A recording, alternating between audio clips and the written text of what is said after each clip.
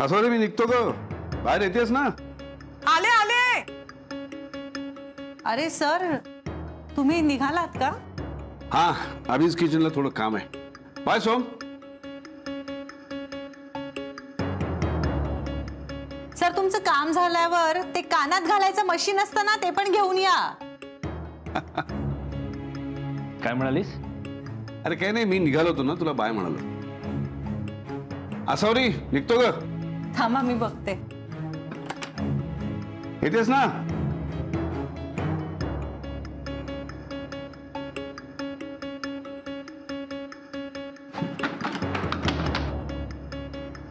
जाताय की आई येऊन तुम्हाला अडवायची वाट बघताय?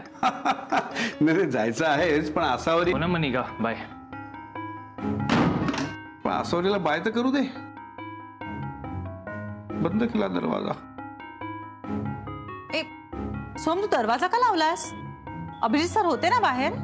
नाही, गेले होते ते.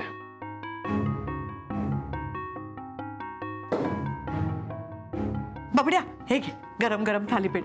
अहो जरा ते करपलं असतं ना, म्हणून मला.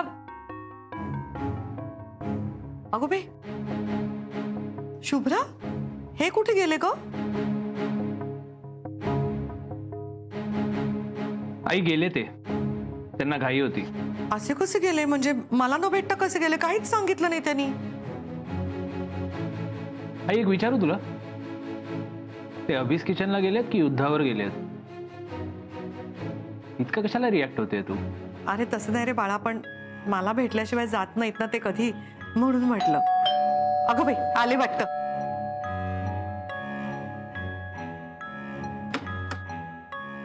बाबा, अरे मला पण चेहरा का पडला तुझा? परत जाऊ का? काहीतरीच काय बाबा, या ना.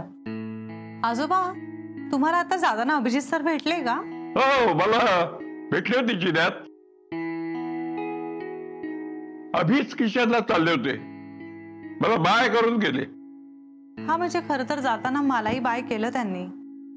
हो का? मग मलाच बाय न करता का गेले हे?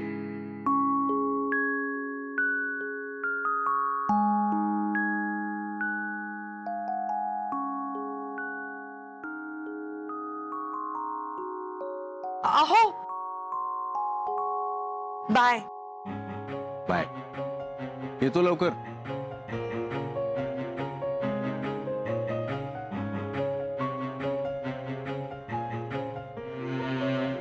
अहो, बाय बाय. बाबा, काय ग शुभ्रा? राजे गेले का? मिसेस राजे.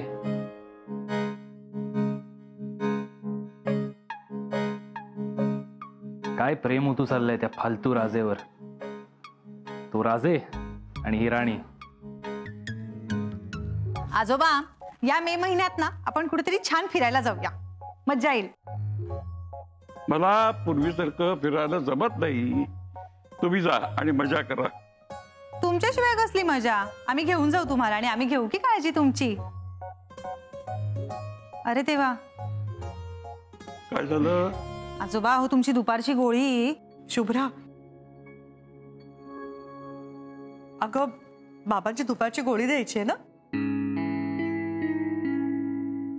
बाबा थांबा, मी देते. हा, अगं आता 2-2 गोळ्या घेऊ का? अहो 2 नाही, एकच गोळी देते बाबा. शुभ्रानी मगाशीच दिली, आता तू परत कशात देतेस? माझं लक्ष होतं म्हणून बरं. 2-2 डोस देऊन मला मारायचा विचार आहे का? अहो नाही, काहीतरी काय बोलताय बाबा. देते ना मला रोज औषध. शुभ्रा, अगं तू दिली होतीस तर सांगायचंच ना मला. तू आल्यावर झाडाझडती घेतलीस ना, म्हणून गोंधळली ती. ती कधीही चुकत नाही. बरं, काही लागलं तर सांगा, मी बाहेर आहे बाबा. जरा थांब. मगाशी मी फेरी मारून आलो ना, त्यावेळी बिल्डिंग मधल्या बायका तुझी चौकशी करत होत्या. हो का? कोणाच्या घरी पापड किंवा लोणची घालायची आहेत का? म्हणजे ते पापड लाटायला वगैरे बोलवत असतील मला. नाही हो आई, तुम्हाला फक्त भेटायलाच बोलवलं असेल. एक काम करा, संध्याकाळी सगळ्या बायकांना एकत्रच बोलवा, एक छोटस हळदी कुंकू करून टाका. चालेल आई, मी सगळी तयारी करेन. चालेल ना? हो चालेल ना. थांब मी बघते हा फोन.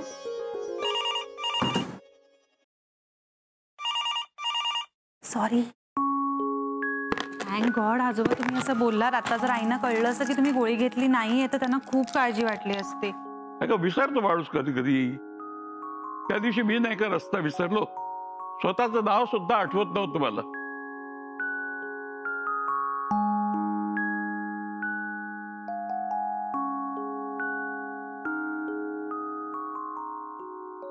आणि आसावरी कधी विसरत नव्हती असं नाही. ती कधी कधी गोळ्या द्यायला विसरायची आणि माझा ओरडा टाकायची. पण आजोबा तुम्ही आता माझी चूक लपवायला आईंशी खूप रूडली बोलला तो. अगं मी प्रेमाने बोललो असतो तर तिचा विश्वास नसताना बसला. तू काळजी करू नको, जा आणि छान तयारी कर. आसावरीच्या लग्नानंतरचा पहिलाच कार्यक्रम आहे, छान व्हायला हवा. येस आजोबा, सगळी तयारी मी करते. तसंही हे काय, इथलंही काम झालंच आहे माझं. हो हो ठीक आहे. बर. आई, आजोबा म्हणाले ना हळदी कुंकवाचं, तर आपल्याला बायकांना वाण सुद्धा द्यावं लागेल ना? शुभ्रा, अगं बाबा म्हणालेत खरं की हळदी कुंकू करा म्हणून, पण आता हळदी कुंकू वगैरे काही नसतं ग. हळदी कुंकू तर निमित्त आहे हो. मिसेस राजेंना भेटायला सोसायटीतल्या सगळ्या बायकांना आपण बोलवणार आहोत. मग त्यांना असं रिकाम्या हाती पाठवायचं का? मी एक काम करते, मी सगळ्यांसाठी काहीतरी घेऊन येते.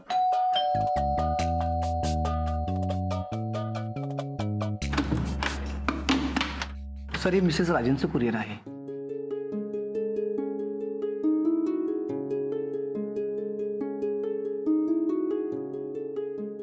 काय काय म्हणालास? मिसेस राजे. मिसेस राजे, तुमचं कुरिअर आलंय. ए बबड्या, तूच बघ ना. नाही नाही, मी कसं घेऊ? मिसेस राजेंच्या नावाचं कुरिअर आहे ना. अरे काय रे तू बबड्या.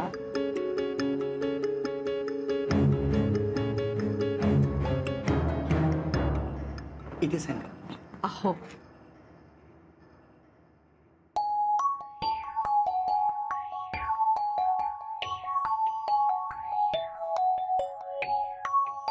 एक मिनिट, काय करतेस? नाही, आसावरी कुलकर्णी म्हणून काय सही करतेस? की स्वतःला मिसेस राजे बोलवायची लाज वाटते? अरे काहीतरी काय बोलतोस बबड्या. मग कर ना, मिसेस राजे म्हणून सही कर.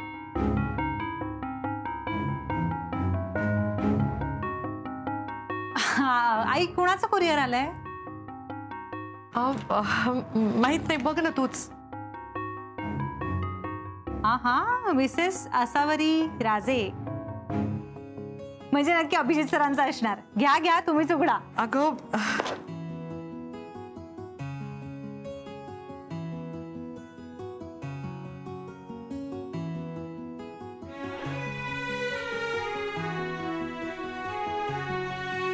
कानातले. वाव, आणि हे काय आहे?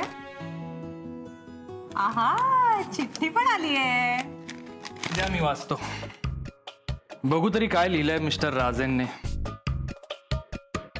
प्रिय मिसेस राजे,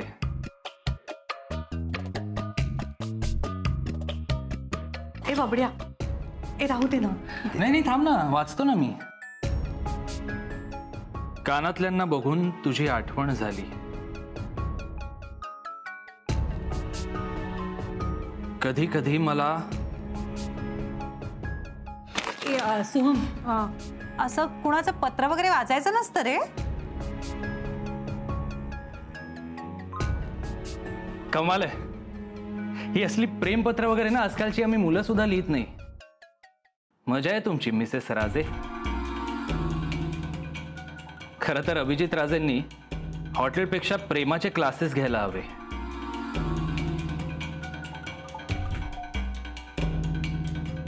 बबड्या, जाऊ दे ना, नको ना.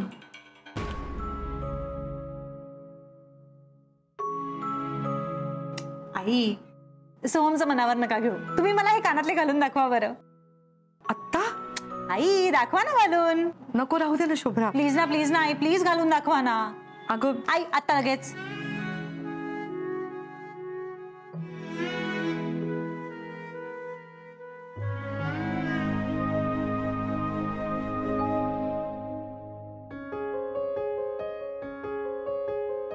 किती छान दिसतायत. आता एक एक करा ना. अशी अशी मान हलवून दाखवा. शुभ्रा दाखवा नाही. सरांचं ऑब्झर्वेशन करेक्ट आहे. तुमची मान हलते तसं ते पण डुलतायत. आई एक काम करा ना, आज संध्याकाळी हळदी कुंकवाला हेच कानातले घाला. किती छान दिसतायत. चला तयार होऊया. हे काय नवीन सुरू केलंय सोहम? तू आईना मिसेस राजे असं का म्हणत असशील? हा म्हणजे मस्करी कर, आम्ही सुद्धा केली, पण इतकी पण नको की त्या मस्करीची कुस्करी होईल. तसं बघायला गेलं ना तर तुला सुद्धा टीचर किंवा जेलर व्हायला हवं होतं. सतत जे काय तू उपदेशाचे डोस देत असतेस ना. सोहम, तुला माझं वागणं असं वाटत असेल तर आय एम सॉरी. मी खरंच स्वतःला बदलायचा प्रयत्न करेन. पण तुला कळतंय का, तुलाही बदलायची गरज आहे. अरे तू सुद्धा खूप चुकतोयस. तू आईंचं पत्र वाचलंस आज? किती ऑकवर्ड झाल्या होत्या त्या. अभिजित सरांनी त्यांच्यासाठी लिहिलं होतं ना, ते पर्सनल होतं. एक्झॅक्टली. मिसेस राजे ऑकवर्ड होतील असं मिस्टर राजेंनी लिहायचंच कशाला? म्हातारपणी हे सगळे चाळे शोभतात त्यांना. काहीच कसं वाटत नाही, कळत नाही मला. आणि त्या मिसेस राजेंना या सगळ्यात मजा येते ना. सोहम, तू त्यांना मिसेस राजे असं का म्हणत असशील? त्या आधी आई आहेत ना त्या तुझ्या. तुला प्रत्येक गोष्टीत मध्ये पडायची काय गरज आहे का? मी तुला परत एकदा सांगतोय, ती माझी आई आहे. तुला मध्ये पडायची गरज नाहीये. मी तिला हवं ते बोलवीन. हो, नाही पडत मी मध्ये. मला फक्त इतकंच म्हणायचंय की त्यांना त्रास होईल असं काही नको करू सोहम. अरे त्या खूप प्रेम करतात तुझ्यावर. लहानपणी तुझे बाबा गेले. ज्या वयात मुलांना ना बाबांची सगळ्यात जास्त गरज असते त्यावेळी ते नव्हते तुझ्या बरोबर.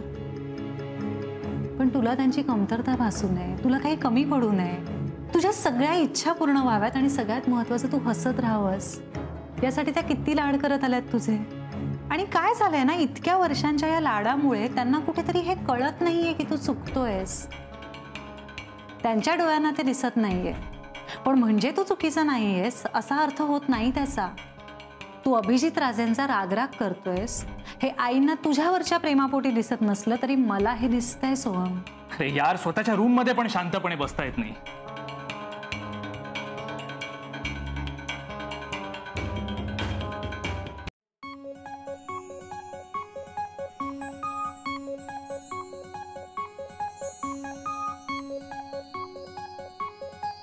अगं किती छान तयारी केली आहे सगळी. थँक्यू.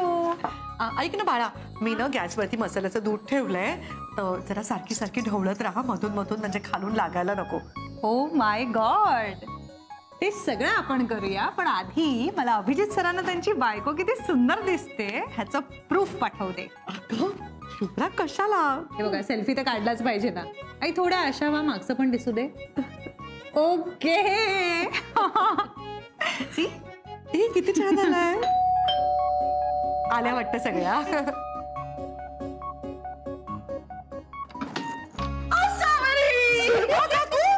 सुलभा काकू, खरंच किती दिवसांनी भेटताय.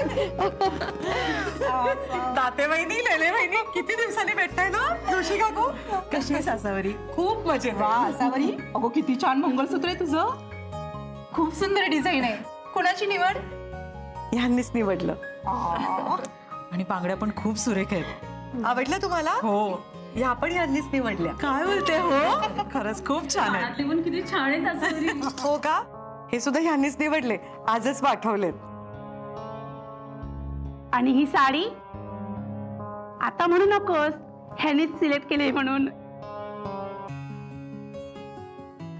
पण खरं सांगू का, ही साडी सुद्धा ह्यांनीच निवडली आहे.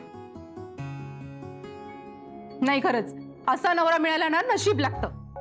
नाही तर मी काय पाप केलं होतं कोणास ठाऊक. माझ्या नवऱ्याने आजपर्यंत मला एक साधा रुमाल पण विकत नाही आणले माझ्यासाठी. माझ्या नवऱ्याला बाजारातून भाजी निवडून सुद्धा आणता येत नाही.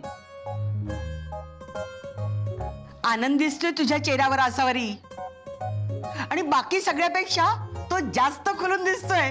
ओके नाही का?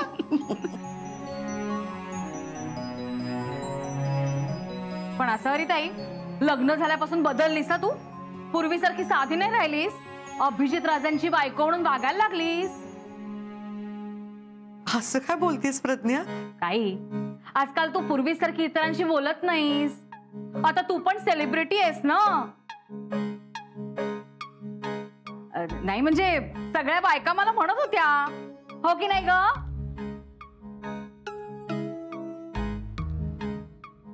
बोला ना, मगाशी बाहेर मला काय म्हणत होतात ते. प्रज्ञा, मला वाटतं तुझे कान वाजतायत. इथे असलेल्या सगळ्यांना आई कशी आहे ते माहितीये आणि तू कशी आहेस हे त्याहून जास्त चांगलं माहितीये, हो ना?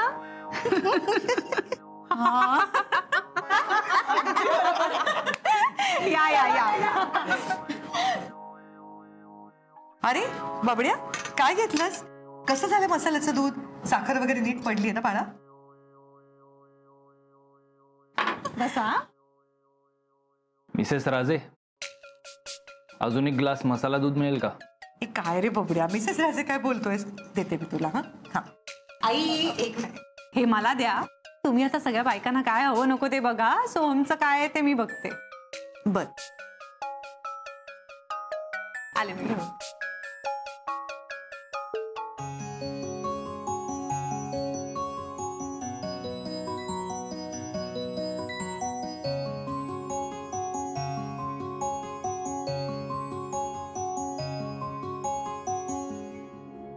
ठीक आहे.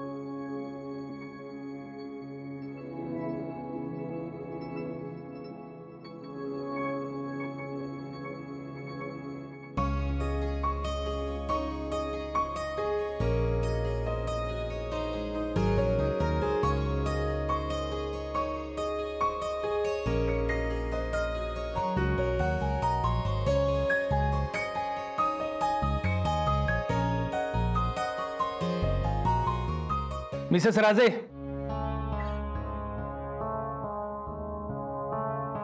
अजून एक ग्लास मसाला दूध हवंय. शुभ्रा, मी बघते. हो.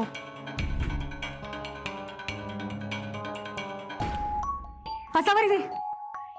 मला एक गोष्ट सांगशील? तुझ्या आयुष्यातला सगळ्यात महत्वाचा आनंदाचा क्षण कोणता?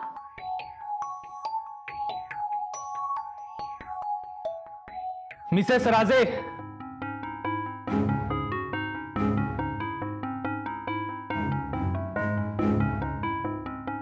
हा मिसेस राजे का बोलतोय? आलेच हा मी.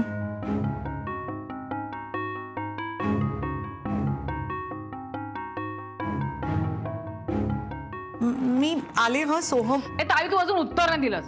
सांग ना ग. मला माहितीये अभिजित राजांशी लग्न झालं तो तुझ्या आयुष्यातला सगळ्यात महत्वाचा आनंदाचा क्षण, हो ना?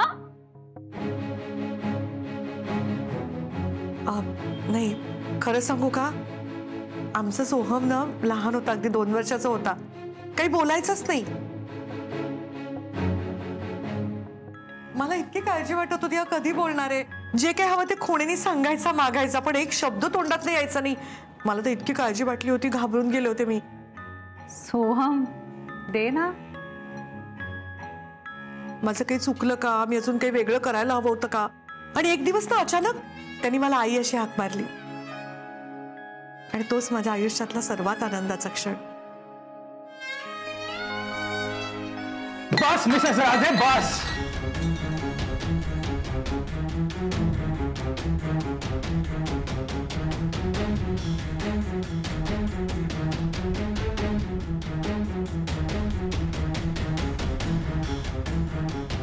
सोहम,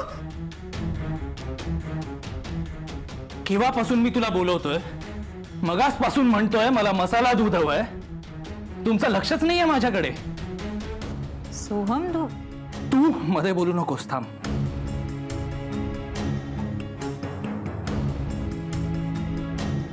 किती वेळा हाक मारली तुम्हाला मिसेस राजे? ऐकू नाही येते तुम्हाला की स्वतःची स्तुती करून घेण्यात इतक्या बिझी आहात की ज्या मुलाच्या गोष्टी सांगताय ना लोकांना, त्या मुलाकडेच लक्ष नाहीये तुमचं. सोहम, ऐक, तू तोंडाला येईल ते बोलतोयस आता. अरे पाहुणे आलेत आपल्याकडे. ऐक, आपण नंतर बोलूया या विषयावर. नंतर कशाला, आत्ता बोलूया ना. किती वेळा हाक मारली मी? किती वेळा बोललो तुला मसाला दूध दे? सगळ्यांनी ऐकलं, पण तू नाही ऐकलं. काय ग प्रज्ञा, किती वेळा हाक मारली मी? 2दा तरी हाक मारली, मी ऐकली ना. अगं काय असावरी ताई, पटकन जाऊन यायचंस ना. पूर्वी सोहमच्या एका हाकेला धावत जायचीस तू. बघितलं मिसेस राजे? तू हे मिसेस राजे काय बोलतोयस रे? आई म्हणणं सरळ. आई? कुठे आई? माझ्या समोर उभी आहे ना ती मिसेस राजे आहे.